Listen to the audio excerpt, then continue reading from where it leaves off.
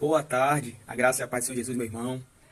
Hoje eu quero compartilhar algo com você que está na leitura de 2 Samuel, no capítulo 6. Fala da história da Arca da Aliança. A Arca da Aliança que Davi foi buscar para levar ao reino, levar à sua cidade, levar a Jerusalém. E assim, essa arca ela estava na casa de uma pessoa chamada Abinadab. Ele era irmão de Davi. Os seus filhos Aiô e Uzá foram levar, estavam juntos com Davi quando Davi foi buscar esta arca que representa a presença de Deus. Sabe, amado? Davi levou 30 mil dos seus melhores homens. Levou música, levou hinos, cânticos, harpas. Foi uma comitiva para buscar essa arca, sabe? E a palavra nos conta que a arca estava sendo carregada por bois. Eu imagino que seja tipo uma carroça. Mas a palavra de Deus nos avisa e nos ensina em Êxodo que a arca da aliança só deveria ser carregada pelos levitas, aqueles responsáveis por guardar a arca do Senhor. E o que acontece? No meio do caminho existe um acontecimento. Os bois tropeçam, a arca tende a cair e um dos filhos de Abinadab, Uzá, que aponta para força, né? Até nós lembramos daquela arma, aquela metralhadora islâmica chamada a Uzi, vem de usar, de força.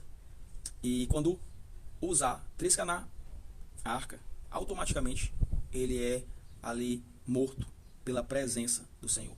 Sabe, nós não podemos nos achegar diante de Deus com a nossa carnalidade, porque nós somos impuros, mas Cristo nos purificou pelo sangue dele na cruz. Por isso nós podemos nos achegar a Deus, a conversar com ele, porque Cristo é o caminho, é a verdade, é a vida, e ele é a porta. A palavra de Deus nos ensina isso no Novo Testamento. Ninguém vem ao Pai senão por mim, no caso Jesus. E assim, me chamou a atenção porque Davi levou toda uma comitiva. E isso nos aponta para a mensagem que eu quero compartilhar com você, que tem a ver com como se apresentar diante de Deus. Muitas coisas fazemos ou queremos fazer no nosso entendimento, até nas nossas boas intenções, para agradar a Deus, para engrandecer a Deus, para louvar a Deus, mas nós precisamos venerá-lo, adorá-lo da maneira correta. Inicialmente Davi levou aqueles homens, levou toda aquela comitiva, e a palavra diz que quando Uzá morreu, ao tocar na arca, Davi ficou indignado, temeu, e ele parece que esqueceu. A arca deixou a arca por 3 meses na casa de Obed-Edom, sabe? E Obed-Edom foi altamente favorecido, ele prosperou em todas as áreas. Então, a prosperidade de Edom, Obed foi tão grande que chegou aos ouvidos de Davi. E Davi então retornou à casa de Obed-Edom para poder buscá-la, para levar a Jerusalém. Porque Obed, ele prosperou em todas as áreas. Obed-Edom significa filho do sangue, né? Ele era um geteu e Obed ali ele teve fartura, eles eram pobres, vale lembrar. Porque a presença de Deus naquele local, no ambiente, ela muda tudo. O que nós precisamos é da presença de Deus. Então, Obed e sua família prosperaram. A palavra de Deus diz que nós temos a mente de Cristo, onde a presença de Deus está ali, tudo é transformado. Eles tiveram estratégias para enricarem, as plantas floresceram, as árvores cresceram. Isso é nota minha, para entendermos que tudo prosperou. Às vezes, prosperidade, o mundo só quer olhar para o dinheiro, mais uma casa tranquila, bom relacionamento com os filhos, filhos obedientes. O financeiro também está incluso, paz, as decisões tomadas diante da luz do Senhor. Ou seja, Obed, ele frutificou em tudo.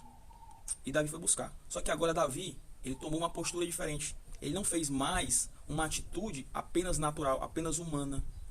Sabe? Ele entendeu que precisava haver um transporte adequado para a arca que representava a presença de Deus. Então, que a palavra nos diz que ele começou a sair, ele sacrificou um boi e um novilho gordo a cada 6 passos. Se entendermos que cada passo é 1 metro e a distância era de 12 quilômetros, Davi sacrificou 4.000 animais entre a passagem da casa de Obed até Jerusalém. Foi muito sangue derramado, amado. Porque naquele tempo, na velha aliança, precisava haver sacrifício para você, ou o sumo sacerdote da época, se achegar diante da arca e ele interceder ele pelo pecado das pessoas. Se aquele sacrifício fosse aceito, seria bênção para a comunidade. Cada ano tinha esses sacrifícios, né? Isso quando tinham os sumos sacerdotes. O que eu quero dizer? Para nós nos apresentarmos diante do Senhor, um sangue precisa ser derramado. Lá na velha aliança, era o sacrifício de animais. De acordo com a sua condição financeira, o sacrifício mudaria. e que se você fosse muito pobre, um punhado de farinha. E o que eu quero compartilhar com você nessa passagem? Que Davi ele entendeu a forma de adorar, de levar.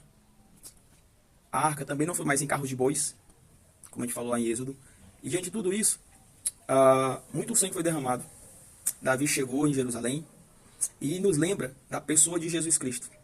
Cristo fez um sacrifício único naquela cruz.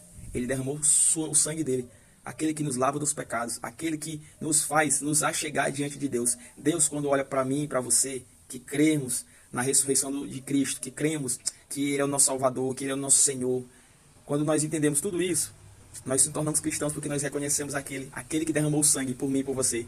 E assim, a maneira certa de se achegar diante de Deus é através do Filho, que já derramou o sangue lá na cruz por mim e por você, quando nós ainda éramos inimigos de Deus, pecadores. Sabe, o pecado, ele não tira a graça de nós. O que nos faz retirar a graça de Deus é a força do braço, é a força do homem. Por isso eu quero dizer isso para você.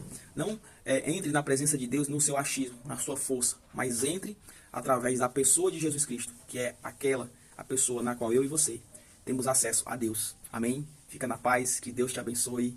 Tenha uma ótima quarta-feira.